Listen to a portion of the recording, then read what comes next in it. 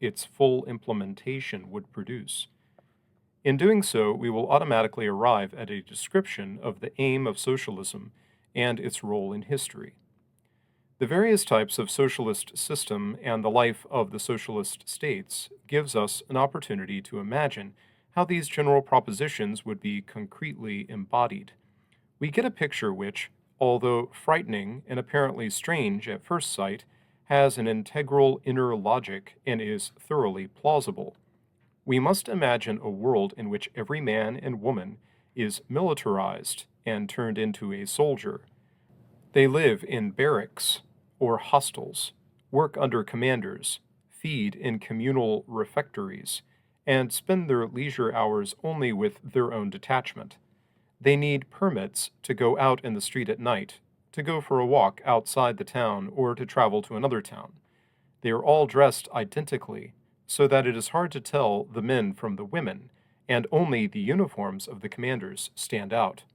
Childbirth and relations between the sexes are under the absolute control of the authorities. The individual family, marriage, and the familial rearing of children do not exist. Children do not know their parents and are brought up by the state. All that is permitted in art are works which contribute to the education of the citizens in the spirit required by the state, while all the old art that does not conform to this is destroyed. Speculation is forbidden in the realms of philosophy, morality, and particularly religion, of which all that remains is compulsory confession to one's chiefs and the adoration of a deified head of state. Disobedience is punished by slavery, which plays an important role in the economy. There are many other punishments, and the culprit is obliged to repent and thank his punishers. The people take part in executions by expressing their public approval or stoning the offender. Medicine also plays a part in the elimination of undesirables. None of these features has been taken from the novels of Zamyatin, Huxley, or Orwell. They have been borrowed from familiar socialist systems or the practice of socialist states, and we have selected only the typical ones, which are met with in several variants. What will be the consequences of the establishment of such a system? In what direction will it take human history? In asking this question, I am not asking to what extent a socialist society will be able to maintain the standard of living, secure the population's food, clothing, and housing, or protect it from epidemics. These admittedly complex questions do not form the basic problem, which is really that the establishment of a social order, fully embodying the principles of socialism, will lead to a complete alteration of man's relation to life and to a radical break in the structure of human individuality. One of the fundamental characteristics of human society is the existence of individual relations between people. As the excellent behaviorist researches of the last decades have shown, we are dealing here with the phenomenon of very ancient pre-human origin. There are many kinds of social animals, and the societies they form are of two types: the anonymous and the individualized. In the first, for instance, in a shoal of herrings, the members do not know each other individually, and they are interchangeable in their relations. In the second, for example, a gaggle of wild geese, relations arise in which one member plays a special role in the life of another and cannot be replaced. The presence of such relations is, in a certain sense, the factor which determines individuality, and the destruction of these individual relations is one of the proclaimed goals of socialism, between husbands and wives and between parents and children. It is striking that among the forces which, according to the behaviorists, support these individualized societies, we find those of hierarchy and territory. Likewise, in human society, hierarchy and property, above all one's own house and plot of land, help to strengthen individuality. They secure the individual's indisputable place in life and create a feeling of independence and personal dignity, and their destruction figures among the basic aims advanced by socialism. Of course, only the very foundation of human society has a biological origin of that kind. The basic forces which promote the development of individuality are specifically human.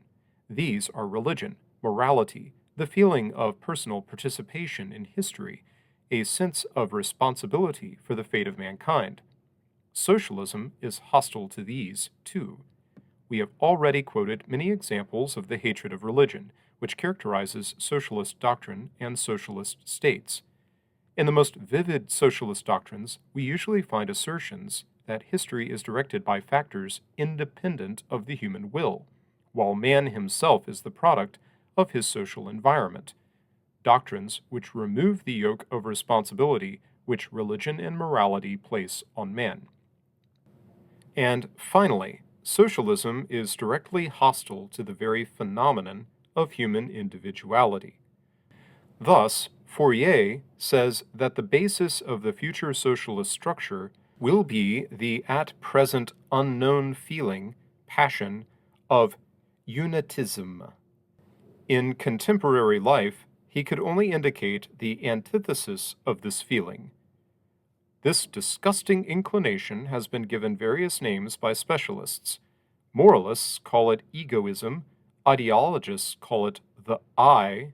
The new term, which, however, contributes nothing new and is only a useless paraphrase, of egoism.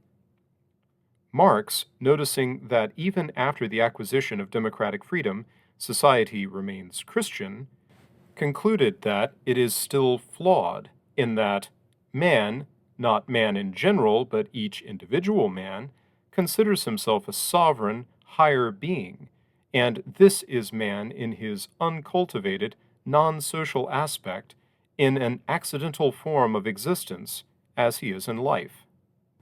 And even in Bebel, in whom participation in the parliamentary game and the enticing hopes of thus obtaining power so moderated all the radicalism of socialist ideology, we suddenly discover this picture: the difference between the lazy and the industrious, between the foolish and the wise, cannot exist any more in the new society, since what we mean by those concepts will not exist either.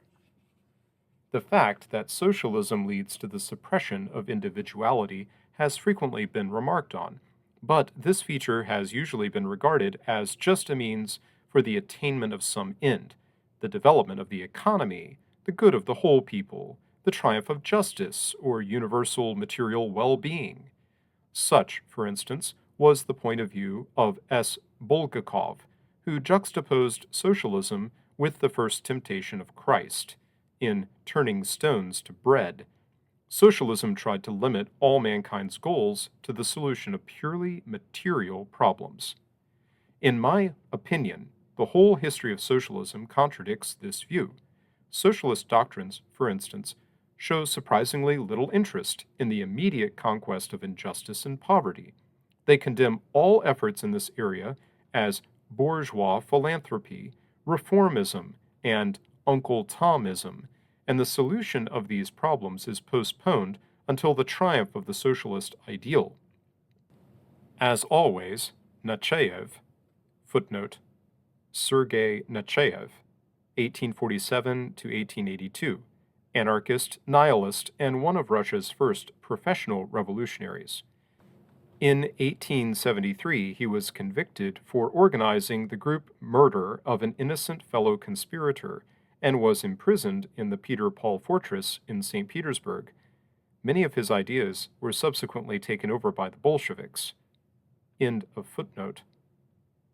Nechayev is more candid than anyone. If you don't watch out, the government will suddenly dream up a reduction in taxation or some similar blessing. This would be a real disaster because even under present conditions, the people are moving gradually upward, and if their penury is eased by even a fraction, if they manage to get just one cow more, they will regress by decades, and all our work will be wasted. We must, on the contrary, oppress the people at every opportunity, like, shall we say, sweatshop owners. And so we come to the opposite point of view, that the economic and social demands of socialism are the means for the attainment of its basic aim, the destruction of individuality. And many of the purely economic principles preached by socialists, such as planning, have been shown by experience not to be organically connected with socialism at all, which, in fact, has turned out to be badly adapted to their existence. What will be the effect on life of a change in the spiritual atmosphere such that human individuality is destroyed in all its most essential forms? Such a revolution would amount to the destruction of man, at least in the sense that has hitherto been contained in this concept. And not just an abstract destruction of the concept, but a real one too. It is possible to point to a model for the situation we are considering in an analogous process which took place on a much smaller scale, namely, the clash between primitive peoples and European civilization. Most ethnographers think that the main reason for the disappearance of many indigenous peoples was not their extermination by Europeans, not the diseases or alcoholism brought by the whites, but the destruction of their religious ideas and rituals, and of the way their lives were organized to give meaning to their existence. Even when Europeans seemed to be helping by improving their living conditions, organizing medical aid, introducing new types of crops and farm animals, or obstructing tribal wars, the situation did not change. The natives became generally apathetic. They aged prematurely, lost their will to live, died of diseases which previously they had survived with ease. The birth rate plummeted, and the population dwindled. It seems obvious that a way of life which fully embodies socialist ideals must have the same result, with the sole difference that the much more radical changes will bring a more universal result, the withering away of all mankind and its death. There appears to be an inner organic link here. Socialism aims at the destruction of those aspects of life which form the true basis of human existence. That is why we think that the death of mankind is the inescapable logical consequence of socialist ideology, and simultaneously a real possibility hinted at in every socialist movement, and state with a degree of clarity which depends on its fidelity to the socialist ideal.